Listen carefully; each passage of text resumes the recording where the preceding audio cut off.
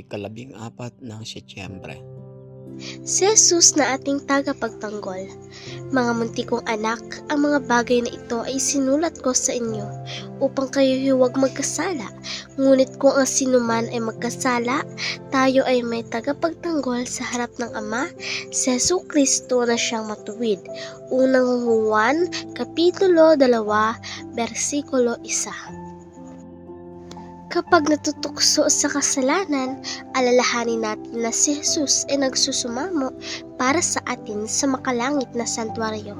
Kapag inalis natin ang ating mga kasalanan at lumapit sa Kanya na may pananampalataya, dinadala niya ang ating mga pangalan sa Kanyang mga labi at inihaharap ang mga ito sa Kanyang Ama. Sinasabing, iniukit ko ang mga ito sa aking mga palad. Kilala ko sila sa pangalan, at ang utos ay napupunta sa mga anghel upang protektahan sila. Pagkatapos ng mabangis na pagsubok ay sasabihin niya, "Halika sa aking bayan, pumasok ka sa iyong silid at isara mo ang iyong mga pintuan. Sa palibot mo magkubli ka ng kunting sandali, hanggang sa ang puot ay makaraan." Saang mga silid sila nagtatago?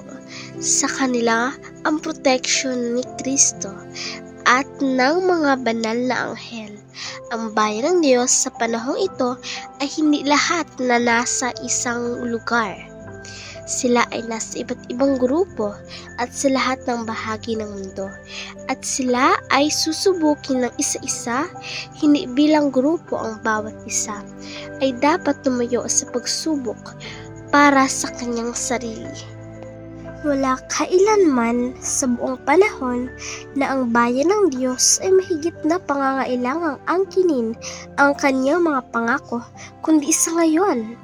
Hayaang ang kamay ng pananampalataya ay dumaan sa kadiliman at humahawak sa bisig ng walang hanggang kapangyarihan.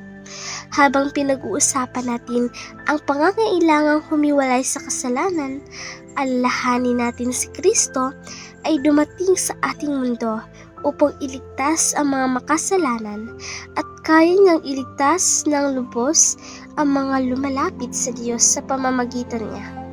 Isang pribilehiyo natin na maniwala na kaya tayong linisin ng kanyang dugo sa bawat batik at mansa ng kasalanan. Hindi natin dapat limitahan ang kapangyarihan ng banal na Israel. Nais niyang lumapit tayo sa Kanya kung ano tayo, makasalanan at marumi.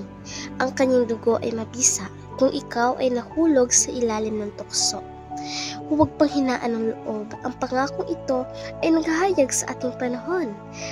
Kung ang sino man ay magkasala, tayo ay may isang tagapamagitan sa Ama, si Jesucristo na matuwid.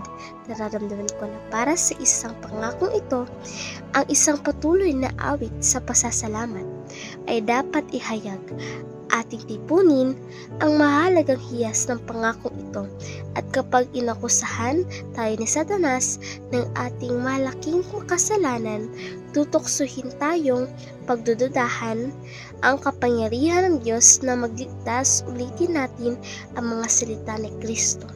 Ang lumalapit sa akin kailanman ay hindi ko itataboy. Unahin po natin palagi ang Diyos.